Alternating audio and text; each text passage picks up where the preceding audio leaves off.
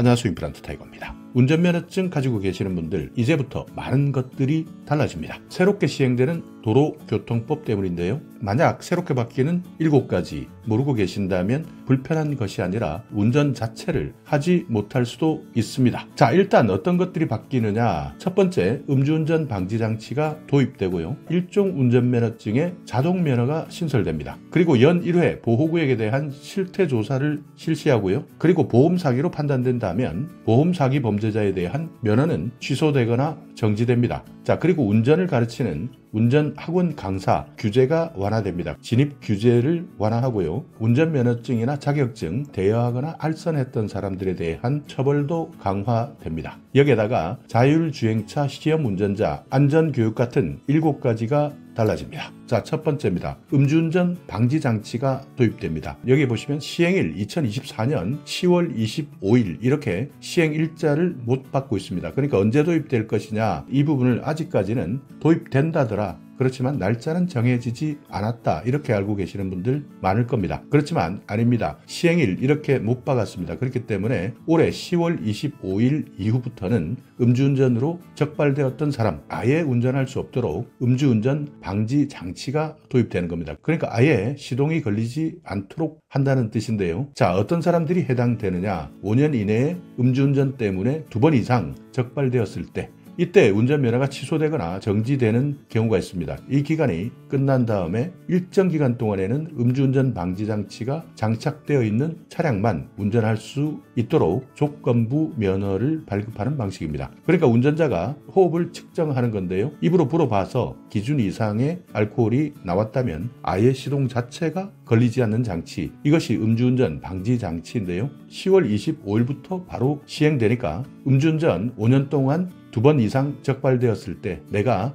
이 기간이 지났다, 그러니까 취소나 정지 기간이 지났을 때 운전한다 하더라도 일단 면허를 바로 주는 것이 아니라 조건부 면허를 주는 겁니다. 그러니까 시동 걸 때 이 장치의 호흡을 측정해서 내가 술을 안 먹었다, 내 몸에 알코올이 없다, 이것을 확인했을 때만 시동이 걸릴 수 있도록 한다는 겁니다. 자, 경찰청 자료를 보면 2022년 기준입니다. 음주운전 재범자가 55,038명, 5년 이내 재범률이 38%, 거의 40%에 가까운데요. 정말 많은 비중을 차지하고 있는 것으로 나타났다고 합니다. 만약 내가 대상자라면 조건부 면허 발급 대상자, 그러니까 음주운전 방지장치 부착 대상자라면 아무 차나 운전할 수 없습니다. 일반 자동차를 운전했을 때는 무면허 운전으로 처벌받을 수 있습니다. 그래서 1년 이하 징역, 300만 원 이하 벌금 처벌을 따로 받게 되는 건데요. 혹시 다른 사람이 대신해서 호흡을 측정해 주거나 장치를 무단으로 해제하거나 조작하는 경우도 생길 수 있다, 이렇게 우려하시는 분들 많습니다. 그렇지만 이것도 처벌 대상이 되니까요. 절대 음주운전 방지장치 대신 불어주는 일 생기면 안 되겠죠. 자, 그런데 또 하나 자료가 있습니다. 보통 우리가 알고 있는 어린이 통학버스 음주운전 사고율이 훨씬 더 높다고 합니다. 어떻게 보면 어린이 통학버스를 운전하시는 분들 훨씬 더 음주운전에 대해서 경각심을 가지고 있을 것이다 라고 생각할 수 있는데요. 그렇지만 결과는 엉뚱하게 나왔습니다. 훨씬 더 음주운전 사고율이 높았다라고 분석되었는데요. 최근 3년 동안 음주운전 교통사고를 분석해보니까 일반 버스보다 어린이 통학버스 음주운전 사고가 더 많았다. 한국교통안전공단에서 분석한 자료인데요. 그래서 아예 이런 어린이 통학버스를 운전하는 사람들을 위해서 음주운전 방지장치 100대를 무상으로 보급하기로 했다고 합니다. 참 어처구니 없는 결과인데요. 최근 3년 동안의 분석 결과 한번 살펴보면 일반 버스는 음주사고 0.101%인데요. 통학버스는 1.309%입니다. 12.9배 높은 것으로 나왔습니다. 정말 충격적입니다. 자, 그래서 음주운전 방지장치 이렇게 생겼습니다. 차량에 부착되어서 음주운전 여부를 측정한 다음에 여기에서 음주값, 그러니까 내 몸에서 알코올이 검출되지 않았을 때 시동이 켜진다. 만약 검출되었다면 자동으로 시동이 켜지지 않도록 차단하는 장치, 이것을 먼저 불어서 운전할 수 있도록 보급하는 사업인데요. 자, 이것을 실제 달아놓고 시범 운행 진행을 해봤습니다. 그랬더니 총 1949번 중에서 33번 면허정지 기준 이상의 결과값이 나왔다. 그러니까 운전을 하려고 시동을 1949번 켰는데 이 중에서 33번 알코올 때문에 시동이 걸리지 않았다는 겁니다. 그만큼 많은 사람들이 아직도 내 몸에 알코올이 있는지 없는지 알 수 없는 상황에서 운전대를 잡는다는 뜻입니다. 자, 시간대별로 한번 살펴봤습니다. 심야 시간이 가장 많았습니다. 그러니까 실제 심야 시간에는 술을 마시고 시동을 켰다는 뜻이고요. 13번이나 됩니다. 그리고 아침, 그러니까 아직까지 술이 덜 깬 사람들 9번 정도 나왔고요. 점심시간이 지나서 그러니까 오후 2시부터 오후 3시까지 4번 이렇게 나왔는데요.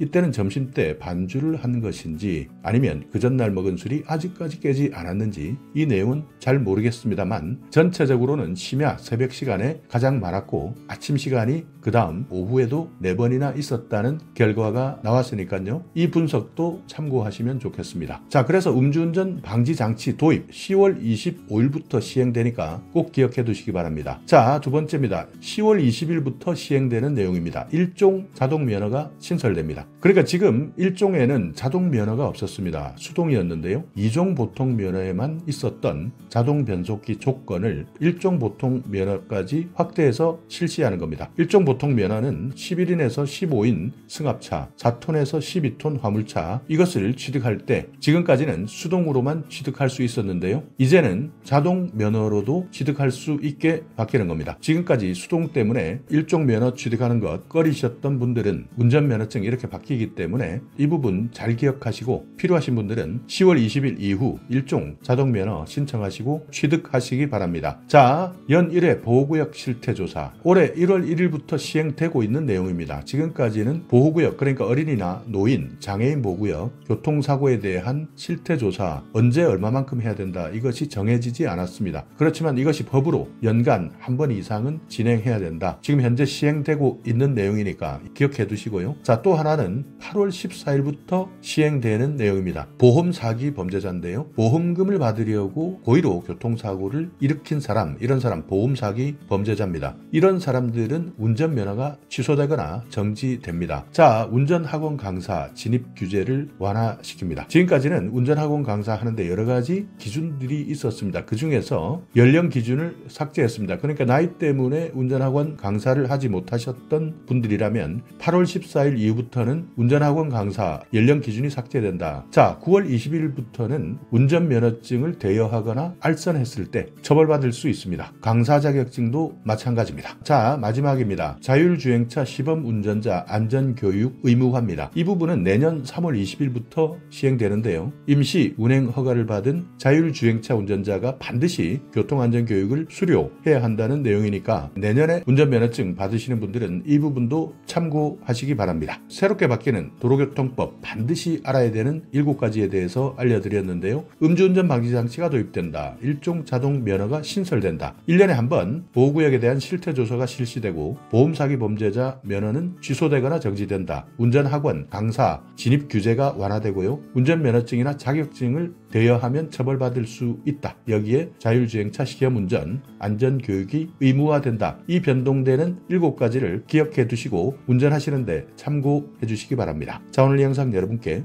조금이나마 유익한 정보가 있었다면요. 오늘도 구독 그리고 좋아요 부탁드리겠습니다.